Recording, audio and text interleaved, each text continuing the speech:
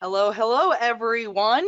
Ladies, gentlemen, non-binary, thank you so much for joining us today. I'm Amelia Thompson. I'm your host for the Worth Electronic webinars. And joining me once again in our very separate studios is Chem Sum, the year director for Worth Electronics Midcom in Germany. Welcome back, Chem. Hello, welcome.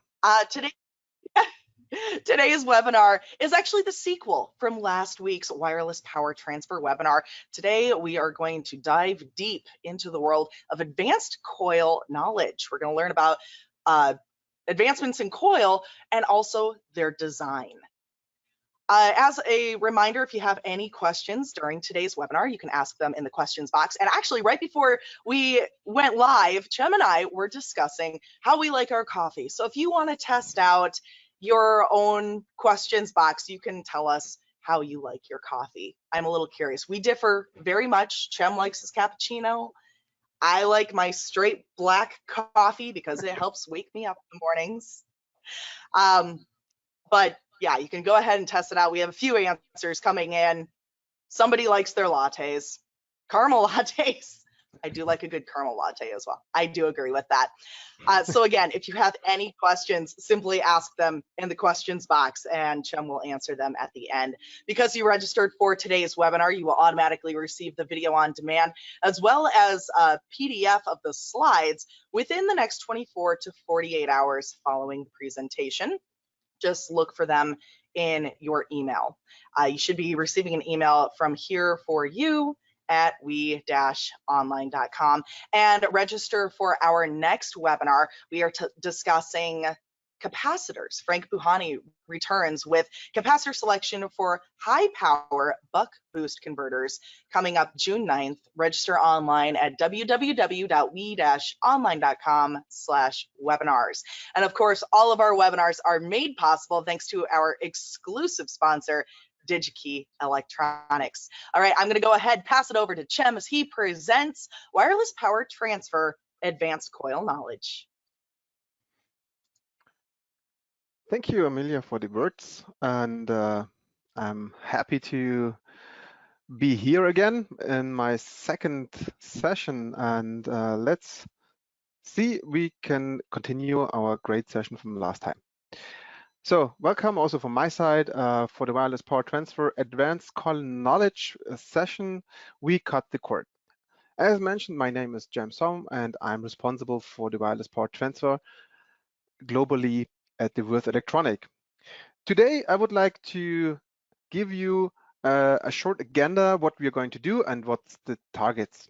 First of all, a short reminder about my first sessions about applications where you can use wireless power transfer systems and technologies. After that, we go into the physics and have a look into the coil and materials, how do they impact your design and this coil, and the tuning for sure, how you can do this by yourself, or of course we can help you out there. Besides the consumer products, there are a lot of other and different and additional product areas and application areas. As mentioned before, in last week's session, I showed some examples also for automotive. In this picture, you can see a charging possibility for e-cars. They are transferring, in this case, 3 kilowatt power from the charging pad to the car to charging the car itself. At this YouTube video, there is a BMW marketing video which shows nice videos how this is done in the BMW. Additionally, for furniture infrastructure topics, as an example, I'm staying here in my home office. I'm possible to charge my mobile directly on the table or in the table if the charging pad is included. But additionally, you can just imagine you can do this on bus stations, in the plane, in trains, in your meeting room, or anywhere else where you are waiting or you are on traveling. Additionally, a big area, of course, is the medical technology area. For sure, a lot of topics will come up during the COVID and Corona time and pandemic, but beside this, there are a lot of other different medical products and components can include wireless power transfer technology. For example, you are having a kind of tablet which is used in hospitals and you have to disinfect them. If you have any kind of contacts for charging, USB or micro USB, it is an open point in an open part. And this will be defect at a specific point. But if you just seal them, completely cover them, and you charge them wirelessly, this will be a very long-term solution. Additionally, for industrial rough areas, as an example here, I have a picture of an agricultural robot, or maybe some submarine robots under the water. They can be charged wirelessly, or these robots, they directly send data wirelessly by GPS, Wi-Fi, Bluetooth, but the battery is the 99% will be charged by a charging station, and you have to maintain these robots. But this can be done also wirelessly if they are going to a specific charging point and do the charging and continue the work completely automatically and autonomous. As an example out of the medical area, here we have a customer of us, Cochlear, and we started with them in 2014, 2015 for this sound processor. The sound processor is placed on your head and is working with this cochlear implant in the head of the patient. So that means here, I have to point my pointer. In this circle here, we have a wireless power coil included in this housing. This wireless power coil is transferring energy from the battery, which is included in this case, to the cochlear, and the cochlear implant will send data back to the sound processor. As another example, now we go back to the consumer branch, is an iPhone. I just had a quick look into the website iFixit, where you can find very nice pictures of the iPhone 12. Why I'm showing this here is, as you can see, the coil, which is the main topic of today, you see that the Apple engineers placed the coil on the backside of this, on the cover, as you can see here. The black one, that's the ferrite sheet. And if you just take it off, the coil here in this size. The size of the coil, as you can see, is as big as possible in the housing of this iPhone. So why this is the case? This I mentioned in my first session is that we will have a very good one-by-one effective area transmitter to receiver coil. Now let's go into the coil physics. I think that's the important point why we are today here. First of all, before we go to the wireless power coil, I would like just to make a short remembering of inductor basics. If we look into a single conductor, we can throw a current to the single conductor, and then we can see around the coil a magnetic field with a right-hand law. If we now use an air coil, which is wounded around here, and we also have a current which is flowing through it and the voltage, then we can see that the magnetic field will be focused inside of this air coil, as you can see here in the picture. And for sure, we have a stray field around. If we now place a ferrite material inside of this air coil, a rod core, all this magnetic field, the most of them, not all, the most of them will be focused inside of this coil. So this kind of, let's say, coils, or this one here, is used in, for example, in your electric toothbrush, since, I don't know, 30 or 40 years. So this is not rocket science. But important is how you can calculate the inductance. There are main physical topics which you have to take into account. First of all, the permeability of the material. So this red part here, this is our permeability, that means the ferrite material. There are different kind of materials possible to use for. The second is the magnetic area. So as you can see here in this picture, for sure you can have smaller magnetic areas or bigger ones. The third one is the turns. So also an inductor or transformer or any inductive product, if you have a different amount of turns, this will influence your inductance. And the last one is the effective field length. For this ring core, you can see the effective length is around this round-shaped core. So not very surprising, in our formula, we have the permeability, the effective magnetic area, the turns, and the effective length, how to calculate the inductance. So why this is important and why I'm showing this is that we will have today a closer look to the permeability, so the used material for ferrites.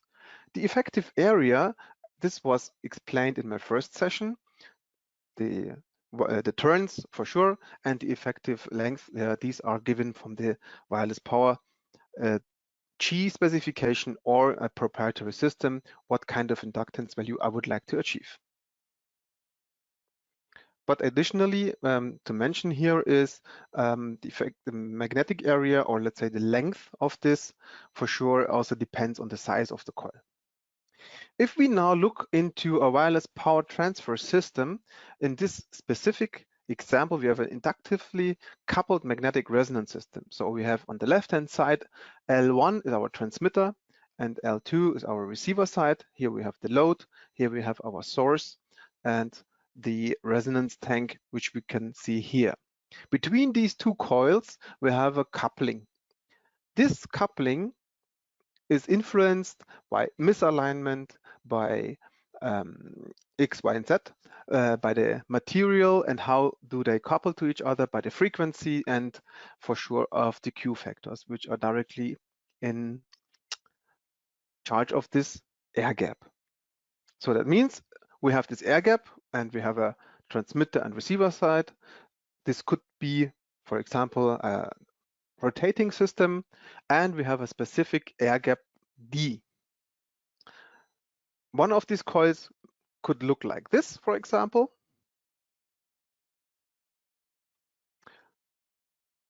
The system is working in kilohertz range if we have an inductively coupled system, a closed coupled system. Short range are normally working here. So we are talking about up to maximum 10 millimeters, I would say. The efficiency is a quite complex formula, but to break it down, to make it more easy, we can say the maximum efficiency we can achieve if we have the best coupling of these two coils and the highest Q factor of the whole system. So these are the main topics to get the best efficiency of the system. So a high Q factor we need for the system. How we can achieve it? Or better way, before we go to how we can achieve it, what effect we have. In this case, this is the figure of merit of efficient power systems, is that we can see as bigger the Q factor is of the system, we can see the curves here, the maximum efficiency will increase. But after the green line, you see 100 or 200, the efficiency is just increasing very incrementally, very low. But in general, as high Q coils will have then, for a good coupling, we can increase the distance between the coils, or we will have a better efficiency, and the freedom of position in between these two coils in X, Y direction will be better. Additionally, according to the quality factor, also the coupling is important. In this case, the coupling, as an example, we did a Fvm simulation. You can see the transmitter here, the half of the transmitter, it's rotating, and the receiver. And if we look into, let's say, as an example, at a 2 millimeter or 1 millimeter distance of these two parts, and if we have a 0 degree angular misalignment, so they are both of them parallel to each other, then we will have, for example, at 1 millimeter distance over 0.95 percentage or efficiency according to the coupling. If we now have the same system with the same coils and we just increase our angular misalignment, then you can see that coupling will drop by 50%. Nothing is changed. The Q factor is the same, the parts are the same, the materials are the same. We are just increasing the angular misalignment. That's an important point for you as an electrical or mechanical engineer. You have to always take part with the design engineer. If your design engineer, for example, would like to make a charging pad and the remote control will be placed a little bit in an angular misalignment because the display can be read better from the customer. So always take in mind, all changes will minimize the efficiency, the coupling of the total system. As an example for the area, which I mentioned before in the formula of the inductance, also here we have the area between the two coils which are coupled to each other. I don't want to go into detailed formula here. Important is that you can see if we have a standard A10, A11 transmitter coil, and we have a 1x1 area of the receiver coil, the coupling factor is 0.8. So the areas are more or less the same. If we have a coupling, if we have a coil which is just half of the size, we will have 20% less of coupling. 20% less of coupling is 20% less efficiency. All these figures and all these data you can get in our Red Expert tool. If you just click on the different kind of transmitter receiver combinations, and then you just can filter out which combination of coil pairs are best fitting and have the highest coupling factor K. As an example, I put out here 4 of our standard products just to give you an idea of the different kind of coils on the receiver side, which are not specified by Qi, but they can use in Qi systems. As mentioned here, this is the same coil before, which we have by 1x1, for example. But as you see, the Q factor is 30. And the smaller part have a higher Q factor. This is the reason because we're using here a Litz wire and a solid ferrite. Here we have a very thin, flexible ferrite, like here ISO and here. But the Q factor, as you can see, is minimizing on these 2 parts as well, because here we have a bifilar, very thick wire. You can see it in the picture. Here we have also bifilar windings, but the RDC, you can see it here in the line, is a lot of times higher than this one. And the same for this very round shape one. All these parts are able to use with the A10, A11 charger. How this looks like and which will be now the best choice. So out of my customer view, I would say, hey, I would like to use the highest Q factor because I learned as higher the Q factor, as better the efficiency and better the coupling it is. Is this really true? Have a look at the our results. What a surprise. No, we don't have. You can see here the blue line. The blue line is the biggest coil with a 207 in the end. So the part which don't have the highest Q factor will have the highest coupling factor because of, as you see, the Q factor system will be calculated. And why this is the case, but they have the highest coupling. It's not only the quality factor influencing the whole system coupling, it's also the area of the 2 coils which are penetrating the magnetic field. As smaller the receiver coil, according to the A10 coil in this case, as smaller the coupling factor it is. It doesn't matter that the Q factor is higher here. The total Fvm value is smaller, as you can see, as we will multiply them by the coupling factor. So you can see that not only the quality factor is important, also the area of the coil itself. And as smaller the parts are being, as smaller the coupling factor will be, according to the big one, and the total Q factor multiplied by the coupling is also smaller. Now let's have a look.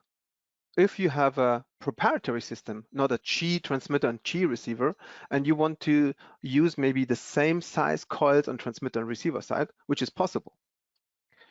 As an example, I choose 2 rectangular shapes and 1 round shape coil, which are coupled with the same A10 coil from before. And here we see more or less all of them are in the same area at example 6 millimeter. As you see, all coils have high Q factor.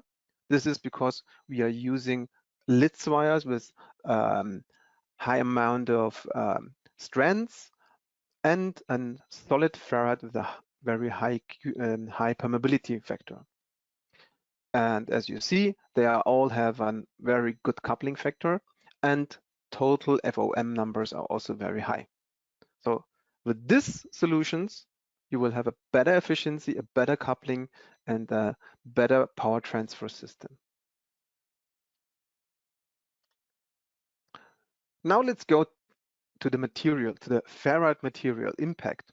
We just have now a look onto the wires and how do they impact the Q factor, but also the permeability have an impact, as we remember to the first slide that the inductance will be calculated by the permeability mu. But how this looks like, first of all, in our simulation. If we have an air coil, we just have a magnetic field around it. So there is no shielding, and it's completely around the air coil. If we now place a ferrite shield on the backside, the magnetic field will be focused inside the ferrite material and then will go up over our coil. So the air coil is placed for sure on top of the side. If we now have 2 wireless power coils, so like a transformer with a big air gap, the transmitter and the receiver coil, they will focus the magnetic field between these 2 ferrite plates. So this is a focus, and so we will have better efficiency, and around these 2 coils, the magnetic field will be very, very low. Out of our book Trilogy of Magnetics, here I have a nice curve of different materials which can be used. I initially mentioned that magnetic zinc, nickel zinc, or just iron powder, for example. As you can see, these curves will show the impedance curve according to the frequency. And iron powder, as an example, the black one, is usable up to let's say 10 megahertz maximum. Over that it will have no effect. In red, the magnetic zinc cores, they have a higher frequency range. They can be used up to 100 megahertz, for example, or maybe 80 roundabout, and the losses rising above 10. As you can see, above 10, the curve is dropping down. And also here you can see more or less after 50, 60 kilohertz, the material is dropping.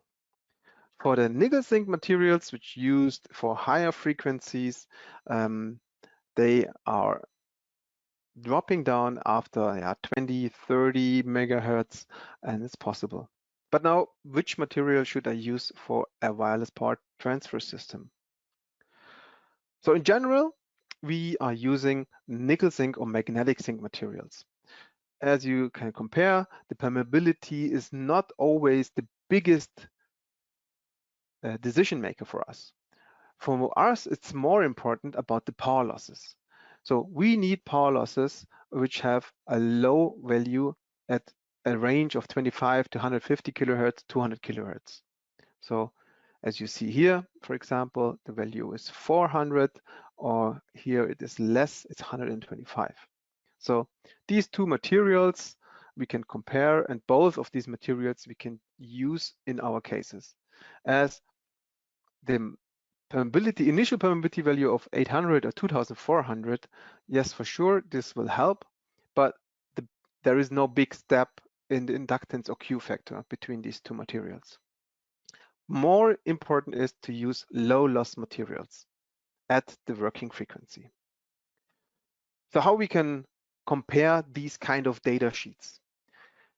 For an example, for the mu prime and mu double prime, you can see in this both charts, as you see that we are in the megahertz range here, and we are working in this low field of 100 to 200 kilohertz in this end, as you see also on this side. So that means the mu prime should be stable over the range of this working frequency, which is very good on both materials. And the mu double prime, which will cover the AC losses of the material, should be as low as possible. Yeah. So if they are in this more or less 0, but it's 10 range, and also here in this range, that means for our side, the losses of the material, the AC losses of the ferrite material are very low at our working frequency. These data are from our ferrite manufacturer, Acme. As an example, we have a wireless power transfer system used on a G reference board from Texas Instruments. It's a A11 design. On top, we placed different receiver coils with different materials and measured them on the back side. What can we measure? And we measured on the back side different curves of the harmonics. And these are very important if you would like to get the certification for EMI, so like CE, FCC, and this is very important. And if you would like to place parts of PCB on the backside of the receiver coil, for example. And you can see the best performance we have with the magnetic zinc material, this black one here, this is the red curve, as this material have in this case the highest permeability. So this is the material with, let's say, more than 2400 permeability, initial permeability, and this solid ferrite, it's the blue one, the permeability here is around about 800, which we have seen before. And this is an additional part which is using this iron powder. So as you see, the permeability here is much, much lower. And so the harmonics, so the first one is much higher, the peak, as for example, with the highest permeability, which does not mean that the Q factors will differ a lot. They could be all in the same range because the Q factor also is influenced, as mentioned before, from the wires. We do an additional 3D Fvm shielding measurement, or let's say simulation and measurements. And as you see on the backside of a round shaped coil with these dimensions, that on the backside there is no field, as mentioned before. But a lot of applications need a hole in the middle. I don't know if you want to place it on your smartwatch and you would like to place a sensor in the middle, or you're using it in any kind of rotating systems, for example. But you cannot make a hole in it and then don't expect any magnetic field on the backside. As you see here, the hole in the middle is not mentioned here, but the hole in the middle is around about 2 centimeters, and the magnetic field will come back on this side. If you just go back by side, you see the magnetic field is completely focused on the top side, and here you can see that we have a significant field on the back side. Now also some kind of applications want to have, instead of a full plate like this, to minimize the weight, we can use just stripes. Also this kind of stripes, if you see here is an example that the inductance with the hole is more or less the same without hole. If we now go to the stripes, you can see a drop of the inductance as we have less ferrite material with permeability.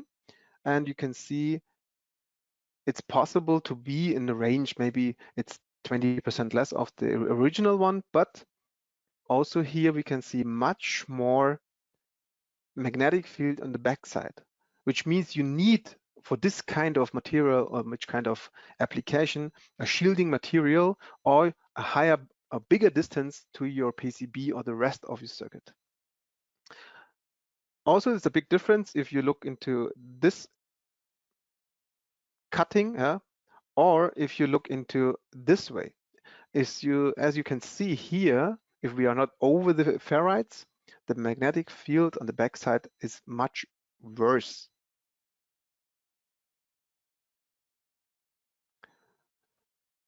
As mentioned before, the wires are also very important.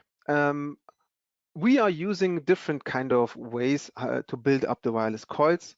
And as mentioned before, we have as a simple solution, very cheap, it's a single wire. Could be different wire gauges, millimeters, square millimeters, and to thicker ones, as you can see here. And also we can do bifilar or trifilar windings to increase the copper cross section, but the height will be the same. Or we directly go to the Litz wire to increase, to reduce the skin and proximity effect. It is also more flexible than the wire itself, for sure, but it's more costly. To increase again or decrease the RDC, we are using, for example, also bifilar Litz wires. So we just glue them together and make the winding.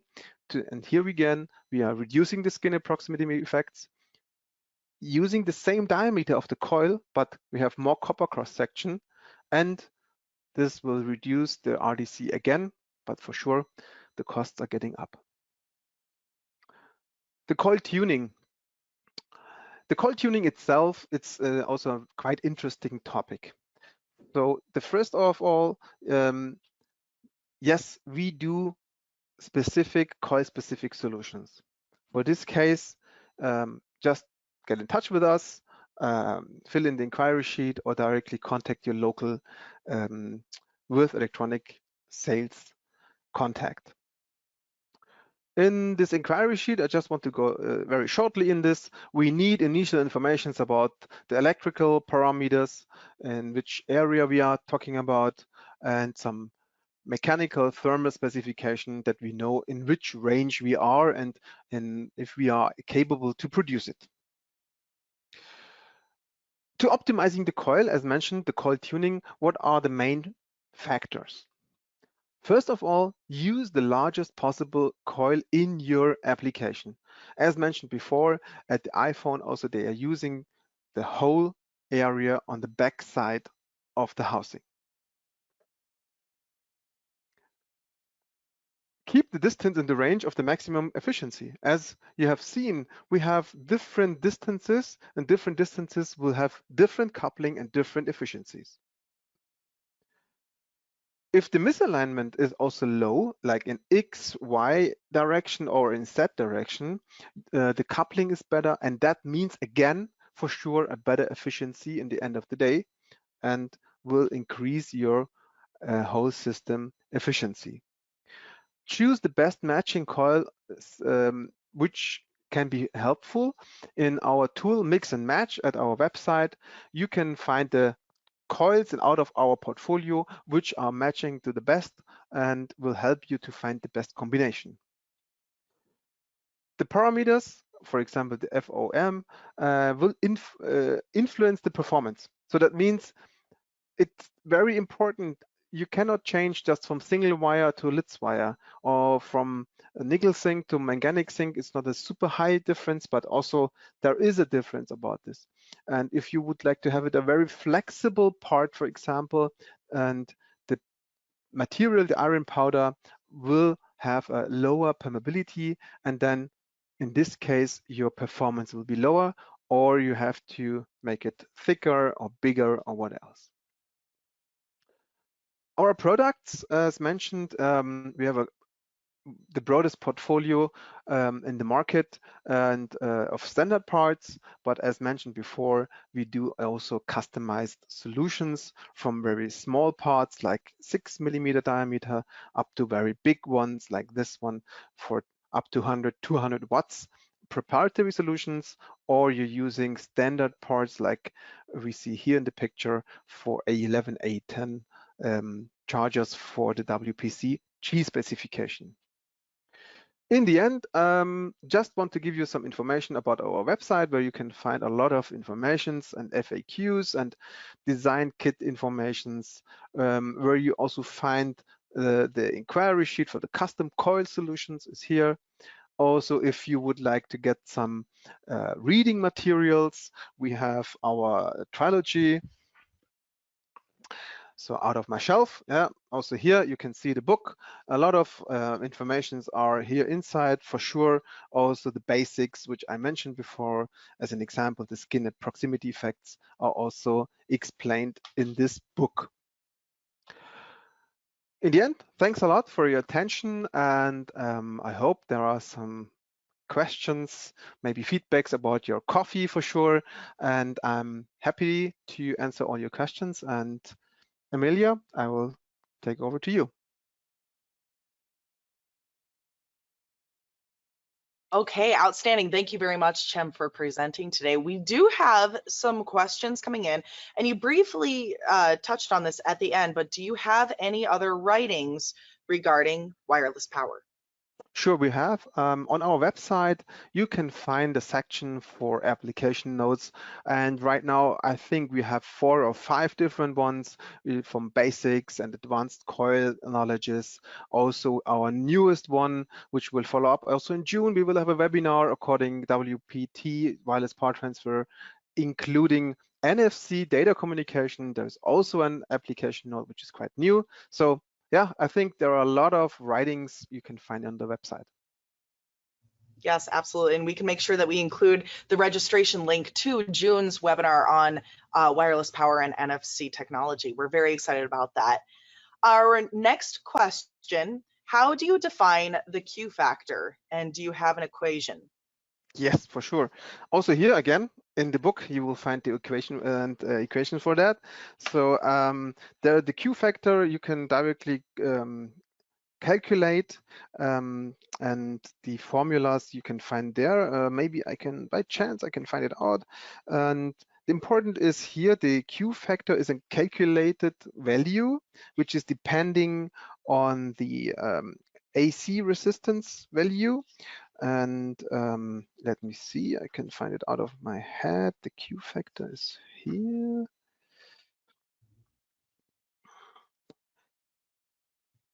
Anyway, have a look on the book. I have it not in my mind, but yes, there is an equation. That's the answer. Thank you. Our next question, is the Q factor here for the single coil shown, or is it for a pair of coils?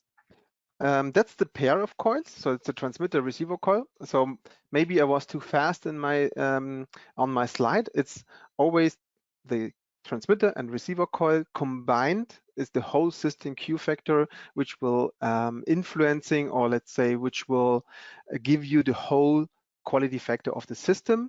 Plus, you have to multiply it by the coupling factor, which will affect the Fvm value.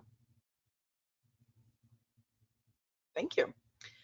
Our next question here, which of these ferrite materials has less tolerance to temperature changes? Good question, Mary. So according to temperature and the ferrite materials, how do you say like that? As an example, if you have a ceramic part, I don't know, like plates or something like this, a ferrite is also a ceramic material. So you can heat up a ferrite material up to, I don't know, super high temperatures, because they will be burned in the factory at 1000, 1200 degrees Celsius. But the tolerances for sure depends on, let's say, what are the mixture inside the ferrite material, the granulates. So normally there is a defined working temperature range, depends on the mixture, what is used at manganic zinc material, for example. And then the tolerances are given in the data sheet of our parts, but additionally of the ferrite manufacturer. There is no, let's say, thumb values where you say just, I don't know, 5% or 10% or something like this. It depends on the ferrite material mixture, and the used temperature range could be up to 90 degrees, could be 150, or just up to 40. So it really depends on the material mix. Okay, thank you. Our next one, I can actually answer this one. It was asking if the presentation will be available in 2 days. It will be. It'll be sent from here for you at we-online.com, and it will be sent to the email which you registered for the webinar. So be on the lookout for that. Our next question, is it important to increase the inductor value of the coil if you want to develop a higher power system? No. So the answer is clearly no. If you want to have a higher power, the only, let's say, what you have to adapt is the copper cross section, as you have to drive a higher current or a higher voltage anyway to get a higher power transfer system. If you would like to drive higher current, you would need a bigger copper cross section, which means you need to have, as an example, a Litz wire or a bifilar Litz wire or thicker Litz wires to minimize skin and proximity effects. But the inductance could be the same because you don't change the turns, you're just changing the wire diameter. And for more power, I absolutely suggest to use Litz wires.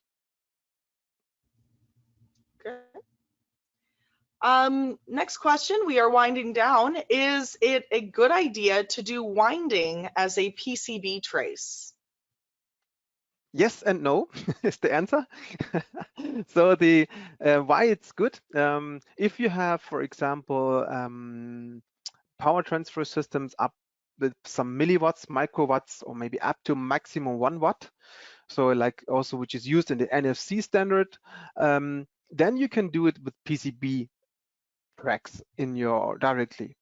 If you're going over 1 watt, I would say, or maybe 2 watts, maybe also possible, you need a bigger copper cross section, because then it's maybe also possible to do in the PCB, but skin and proximity effect again here will increase the losses in your PCB, and then it's getting hot, and you don't want to have the eddy currents on your PCB, I'm sure, if you're working in these kilohertz ranges. So at higher power, I would absolutely suggest using then wire wound coils, Litz wire coils, which will minimize your losses and the heat dissipation on the board. Excellent. And our final question here, and just a reminder, if we do not get to your questions, we will answer them after the webinar. Again, we'll just email you and make sure that everybody's email is or question is answered. For certain specialized applications, is it possible to pot the coils with epoxy? And if so, what type of epoxy material would you recommend? Also, this is a very good question. In principle, yes, it's possible to pot the coils. Important is that the temperature during the potting, as mentioned, the coils are they're glued to the wires are glued to each other during the winding process. So if you do a potting or injection molding, for example, you can do that. You have to do it as fast as possible, and yeah, you don't have to move them because they have to stay in that. And which kind of epoxy material, this depends on your application, I would say. What is needed, best case, no metal inside it, yeah, because all metal will shield your coil, and then wireless power is not possible to do. So I would say there is not an answer, use this and this. So in principle, you can use all epoxy materials which you would like to use in your application for that temperature or for this, I don't know, application or board or product, but no metal must be inside it. Okay, well, that ends our webinar for today. Cem, thank you so much for presenting. We really appreciate it. Thank you so much, Emilio, and enjoy your time. Absolutely. And for everybody who has joined us today, thank you for hanging out with us, discussing coffee and wireless power technology. Don't forget to register for our next webinar. We're taking a week off, but we are coming up June 9th. It's capacitor selection for high power buck boost converters. Frank Buhani returns with that on June 9th. Register online at www.we-online.com/webinars. I'm Amelia Thompson. Thank you for joining us today.